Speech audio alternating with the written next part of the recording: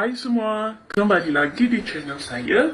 Seperti biasa, pada yang dah subscribe channel saya ucapkan terima kasih. Pada yang belum subscribe, kalau suka video saya, bolehlah tekan butang subscribe di bawah. Jadi, menu saya hari ini adalah asam pedas ikan senangin. Tapi resipi ini juga boleh digunakan untuk ikan-ikan yang lain, macam ikan pari ke, ikan kembung, ikan merah, ikan cencaru pun sedap sebenarnya untuk dimasak asam pedas. Jadi bahan-bahan yang saya gunakan hari ini adalah ikan senangin. Kemudian saya gunakan lebih kurang 4 biji bawang besar, tapi yang ini bersaiz sedikit kecil lah. Kalau guna yang agak besar tu, mungkin dalam 2 biji besar tu dah cukup. Kemudian 6 ulas bawang putih, lebih kurang 3 inci kunyit hidup. Tapi kalau nak guna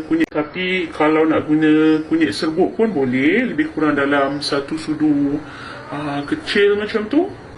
Kemudian lebih kurang 2 inci halia, sedikit asam jawa, lebih kurang segenggam macam tu. Kemudian asam keping, hari ini saya menggunakan 2 keping asam keping. Tapi yang ni optional je, kalau suka masam bolehlah letak, kalau tak letak pun sebenarnya okey je. Kemudian sedikit belacan, kemudian sedikit daun kesum. Dan saya juga menggunakan sebatang bunga kantan. Tapi kalau anda nak guna salah satu pun sebenarnya dah okey, tak perlu nak letak dua-dua. Kemudian saya gunakan satu cawan cili kering yang telah dikisar. Kemudian saya juga gunakan beberapa biji bendi. Yang ni kalau nak tukar kepada tomato pun boleh. Kalau suka jeruk, sayur jeruk dan jeruk kobis tu pun boleh. Ikut pada kita lah. Sekarang kita tengok next stepnya pula. Okey, mula-mula sekali kita kisarkan cili ni.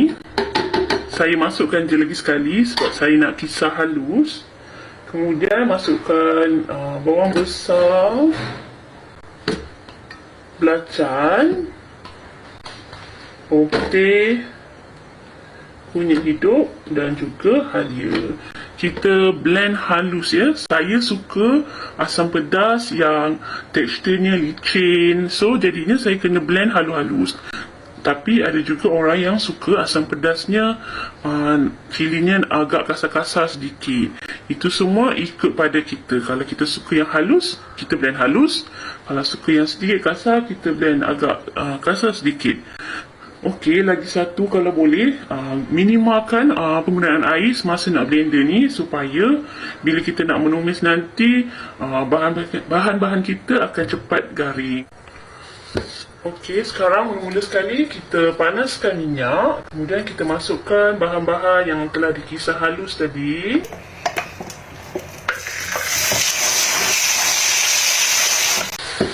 Bila kita letak air betul-betul minimal, bahan-bahan ni akan lebih cepat garing. Okey, kita biarkan bahan-bahan kisar kita ni garing, pecah minyak. Sementara nak menunggu bahan-bahan kisar kita ni garing, pastikan kita sentiasa mengacau supaya dapat elakkan daripada bahan-bahan ni hangus. Okey, bila kita nampak bahan-bahan ni dah pecah minyak, dah terbit minyak macam ni, terus perlahankan api. Kemudian kita masukkan ikan.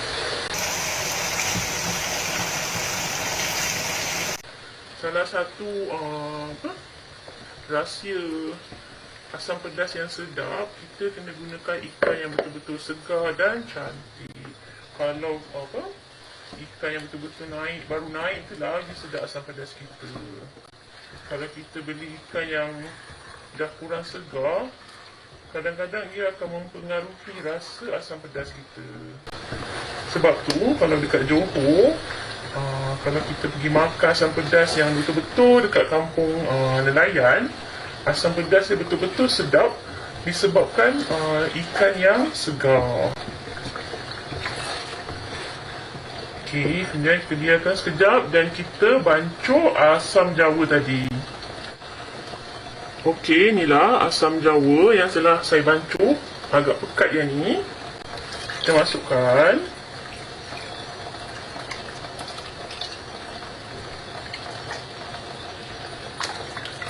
Masam ni kita edar-edar sendirilah sebab lain orang lah, lain tahap masam yang kita suka kan. Jadi ini semua adalah ikut cita rasa masing-masing.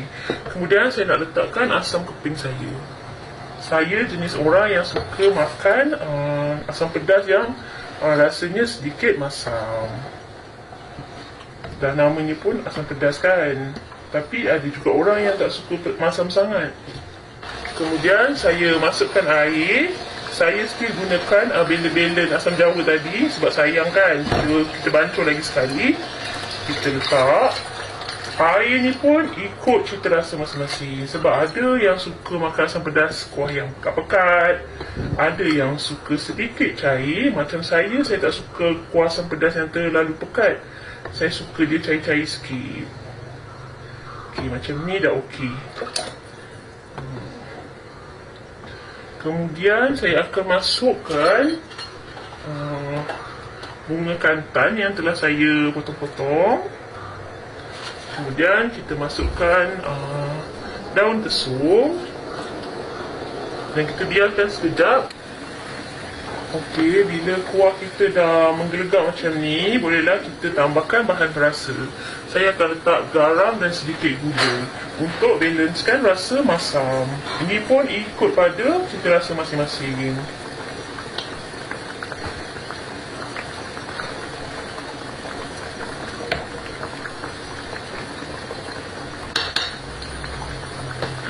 Okey, bila rasa semua dah cukup, bolehlah kita masukkan kacang bendi kita.